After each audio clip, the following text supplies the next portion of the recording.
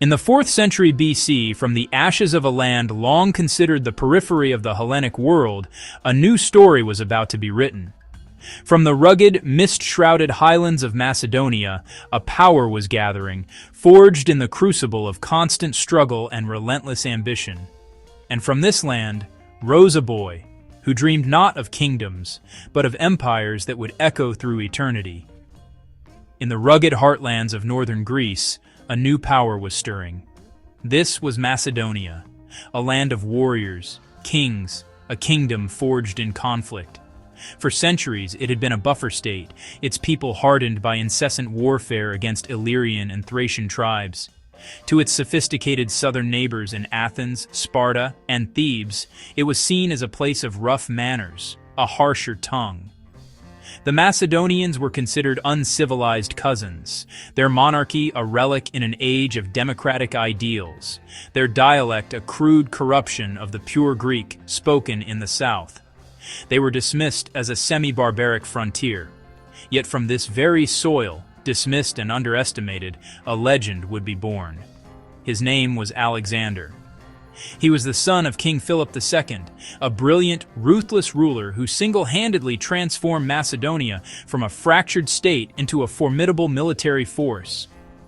When Philip took the throne, Macedonia was on the brink of collapse. Through a masterful blend of shrewd diplomacy, political marriages, and sheer military genius, he unified the warring highland clans with the lowlands. He reformed the army, creating a professional, state-funded fighting machine. He armed his infantry with the sarissa, a fearsome pike over 18 feet long, turning the traditional phalanx into an unstoppable wall of death. He perfected the combined arms tactics that would become the hallmark of Macedonian warfare. Philip's ambition was vast.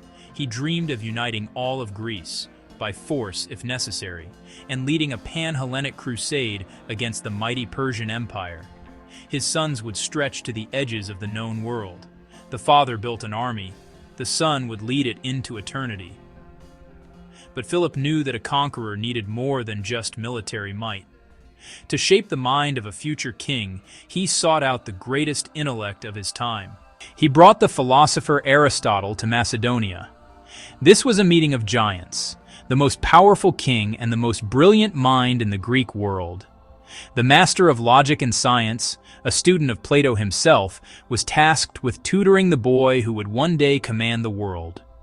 For 3 years in the secluded temple of the nymphs at Mysa, Aristotle opened Alexander's mind. He taught him rhetoric, politics, literature. He instilled in him a love for knowledge and a deep curiosity about the world. He shared with him the wonders of biology, medicine, the stars above. The philosopher taught the prince not just what to think, but how to think. He gave him the tools to analyze, to question, to reason, skills that would prove as valuable on the battlefield as any sword or spear. But it was another teacher, one long dead, who would capture Alexander's soul. He devoured the epic poems of Homer, carrying a specially annotated copy of the Iliad with him on all his campaigns. The hero Achilles became his ultimate role model, his spiritual ancestor. He was drawn to Achilles' quest for glory, his fury in battle, his pursuit of an immortal name, even at the cost of a long life.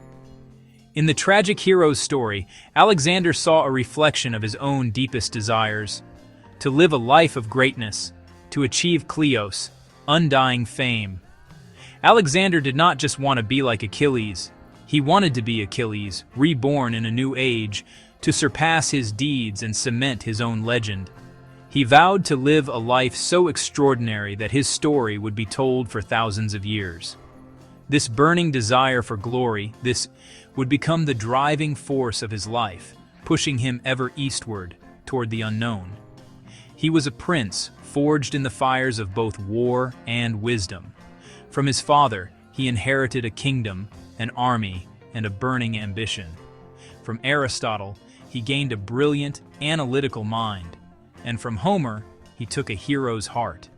He was a philosopher with a spear in his hand, a dreamer with a phalanx at his back.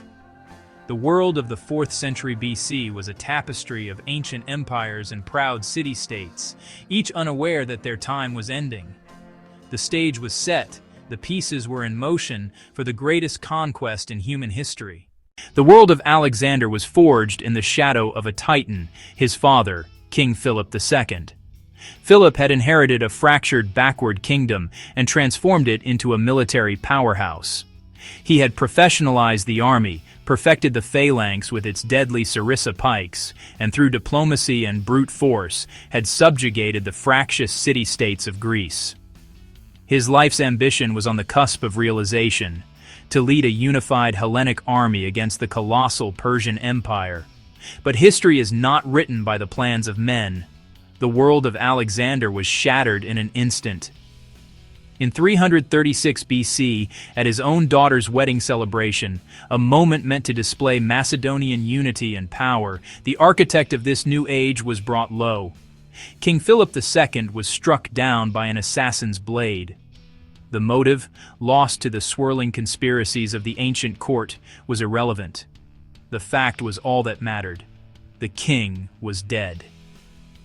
In the ensuing chaos, with rivals and pretenders ready to carve up the kingdom, Alexander, just 20 years old, moved with a speed and ruthlessness that stunned his rivals.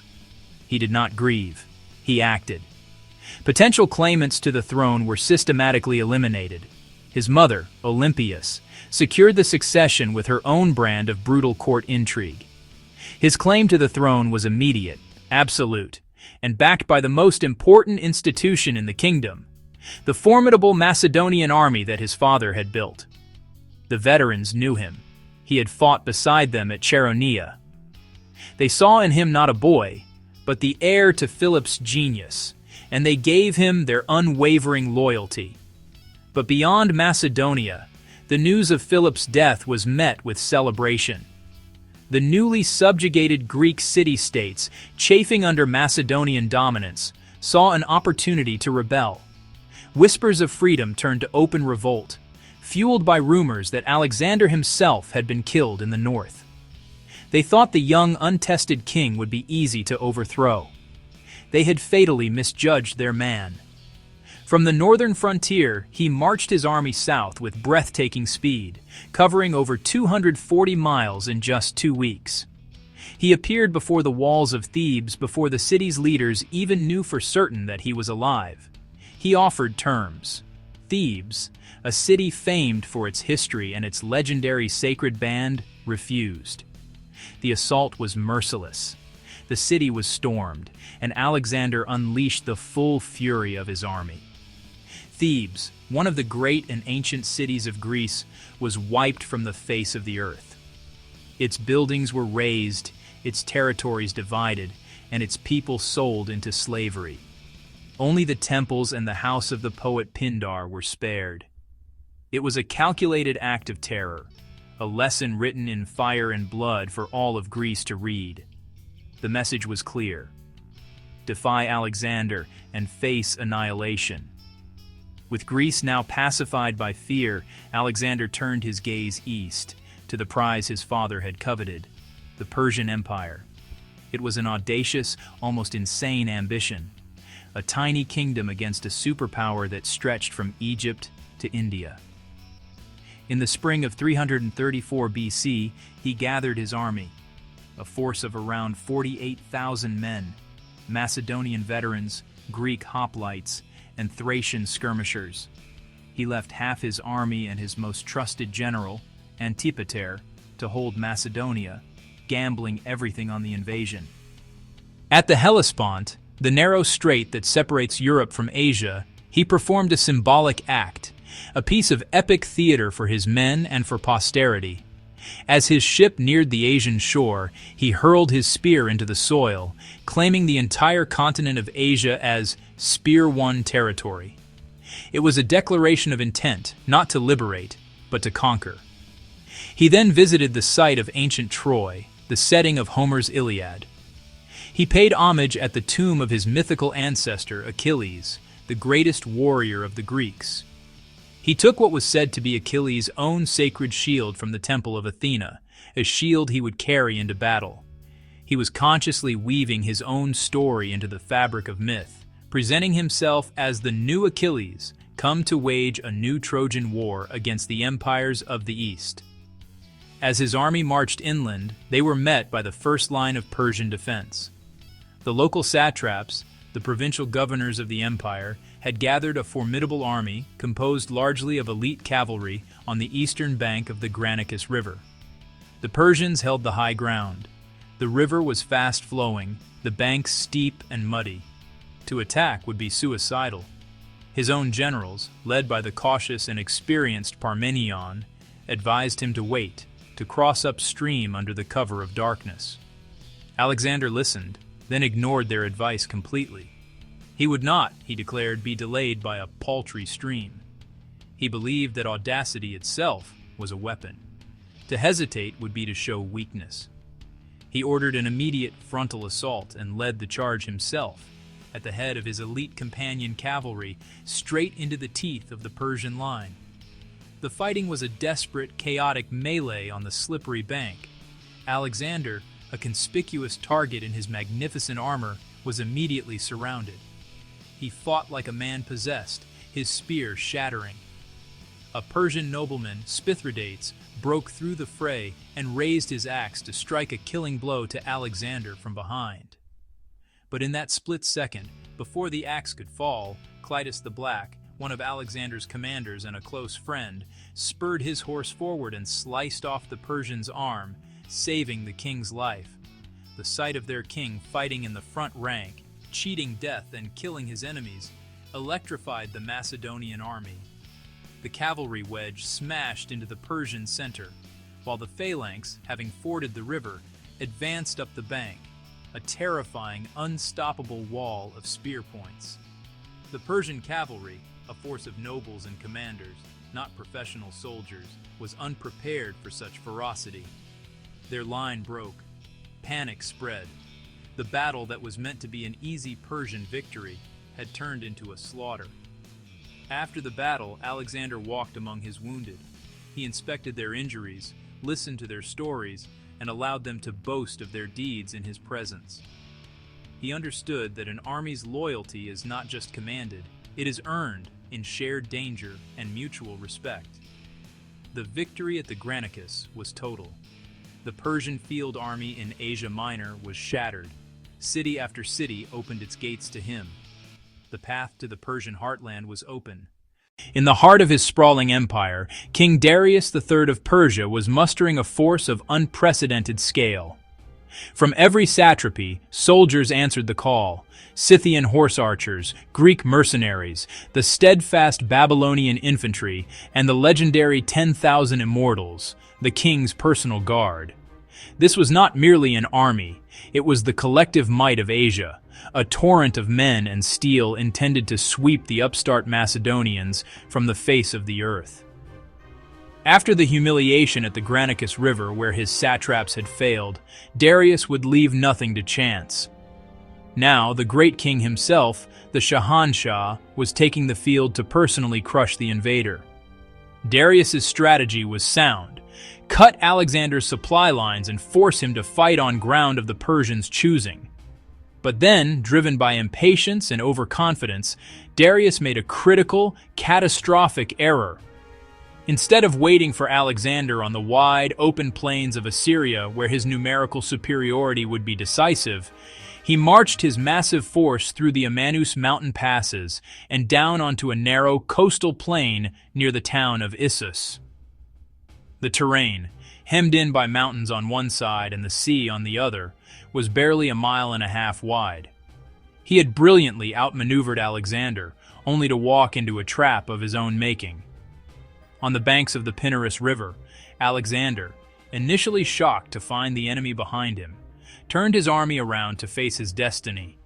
The vast Persian host was now compressed, its powerful cavalry wings unable to flank, its sheer numbers rendered meaningless. The stage was set for a brutal, decisive confrontation. The battle began with a terrifying charge. With the war cry, "Alalalai," echoing across the plain, Alexander, a conspicuous and inviting target in his gleaming armor, personally led his elite companion cavalry in an oblique assault across the Pinarus River. They crashed into the Persian left wing with the force of a thunderbolt. Before the Persians could react, he wheeled his cavalry left, not to roll up the flank, but to drive like a spearhead directly for the heart of the Persian army. His target was singular and clear: Darius himself. Alexander knew that the Persian army was a reflection of its king. If the head was severed, the body would die. From his magnificent war chariot in the center of the line, Darius saw the wild-eyed Macedonian getting closer and closer, a whirlwind of destruction carving a path through his own royal bodyguards. The ground around Alexander was a maelstrom of desperate, bloody combat. And in that moment, watching the seemingly invincible young king approach, the great king of Persia was overcome with fear. He turned his chariot around and fled the battlefield, abandoning his army, his empire, and his own family to their fate. The king's flight, visible to all, triggered a total collapse. Panic spread like a contagion, and the largest army ever assembled dissolved into a stampede of terror.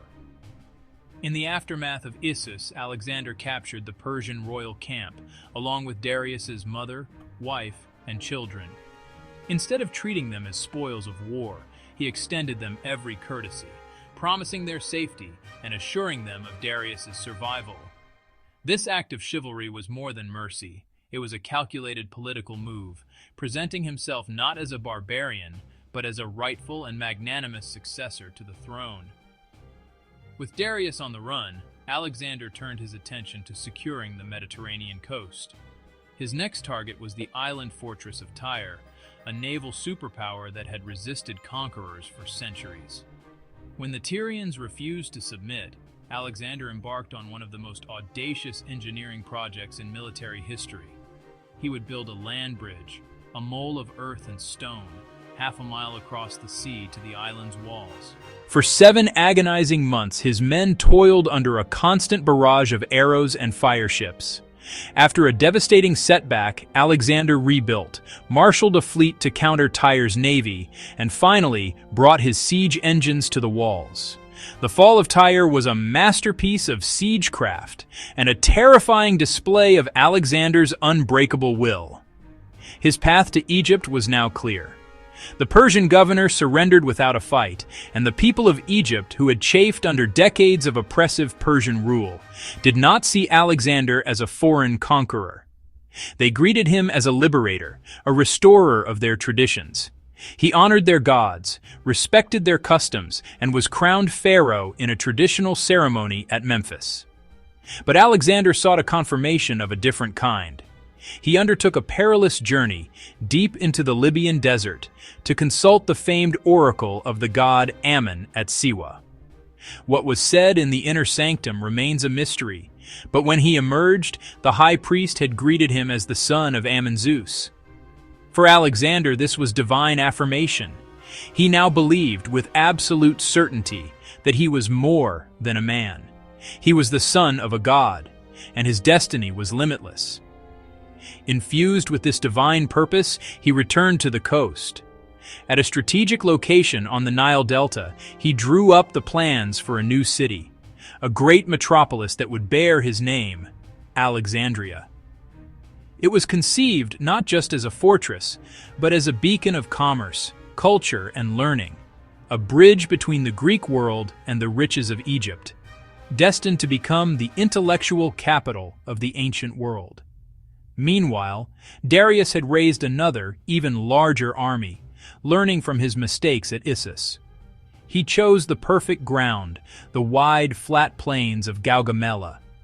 Here, his scythe chariots and superior numbers in cavalry would have room to maneuver.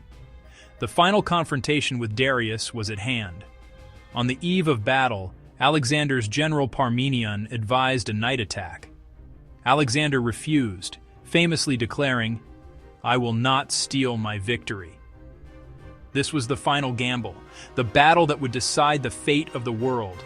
The battle was a tactical masterpiece, Alexander's greatest triumph. He advanced with his right wing angled forward, baiting the Persian cavalry to charge, stretching and thinning their line. As the Persian left flank overextended, a gap opened in their center. It was the moment Alexander had been waiting for. He led his companions in a wedge formation, charging directly into the opening, once again aiming for Darius. And for the second time, the great king fled. His flight shattered Persian morale even more completely than at Issus. The discipline of the world's greatest army evaporated. The Persian army was not merely defeated, it was annihilated. The path to the heart of the empire now lay open. The ancient city of Babylon, one of the wonders of the world, opened its gates to him. He entered not as a destroyer, but as a king, making sacrifices to the city's god, Marduk, and promising to restore its temples. He was no longer just the king of Macedon, he was the king of Asia. From Susa to Persepolis, the ceremonial capitals of Persia fell one by one, yielding unimaginable treasures. At 25 years old, Alexander of Macedon sat on the throne of Cyrus the Great. He ruled the mightiest empire the world had ever seen. But in Persepolis, in an act of drunken rage or calculated vengeance for the burning of Athens a century and a half before, Alexander ordered the magnificent royal palace to be torched. The flames of Persepolis marked a symbolic and brutal turning point. The Pan-Hellenic War of Liberation was over. Now began the far harder task of ruling a vast, multicultural empire, a task that would test the limits of his genius, his vision, and his very soul. His vision for this new role began to create a deep rift between him and his own men. He started to adopt Persian customs. His men, who had fought alongside him as comrades, were now being asked to treat him as a divine being. Resentment began to fester. The trust that had once bound Alexander to his commanders was broken. The camaraderie of the early campaigns was replaced by suspicion and fear. This paranoia reached its dreadful climax during another drunken argument. Enraged and intoxicated, Alexander grabbed a spear, killing his friend on the spot. He had conquered the world, but he could not conquer his own rage. The price of empire was growing, paid in the blood of his own friends. He sought solace not in rest, but in further conquest. He led his army into a brutal new kind of war. It was a vicious guerrilla conflict against fierce mountain tribesmen. He believed beyond India lay Oceanus, the river encircling the world. By reaching it, he would reach the end of the earth. The stage was set for Alexander's last great battle. The fighting was among the most brutal the Macedonians had ever experienced. The Macedonians had won, but their spirit was broken. When Alexander announced his intention to march on to the Ganges River, his army refused. For the first time, his men would not follow. Alexander, who had conquered kings and empires, was defeated by the exhaustion of his own soldiers. He would march them overland through the brutal and uncharted Gedrosian desert. The march was a catastrophe. Food and water ran out almost immediately. Men, women, and children died by the thousands. In this hellish landscape, Alexander shared his men's suffering completely. More soldiers died on this march than in all of Alexander's battles combined. The king who had flown so close to the sun was now beginning his descent. He returned to the heart of his empire to find it plagued by corruption and mismanagement. His actions were those of a man haunted by the fragility of his own creation. In late May of 323 BC, Alexander fell ill with a raging fever. His generals, gathered by his bedside, the Macedonian soldiers, filed silently past his bed. They asked him to whom he was leaving his vast empire. According to legend, Alexander whispered his final, fateful words, "To the strongest." He was just 32 years old. The pillar that had held up the entire world had crumbled into dust. His empire, held together by the sheer force of his personality, had no clear heir. The wars of the successors tore his empire apart. He conquered the world, but not himself. This is the ultimate paradox of Alexander. His conquest shattered the old world order and ushered in the Hellenistic age. He connected it culturally like no one before. For 2 millennia he has been a symbol of ultimate ambition, his name Shatra Conquest. In the end, the haunting image of the weeping king. When Alexander saw the breadth of his domain, he wept, for there were no more worlds to conquer. Subscribe for more legendary stories, only on Shadows of History.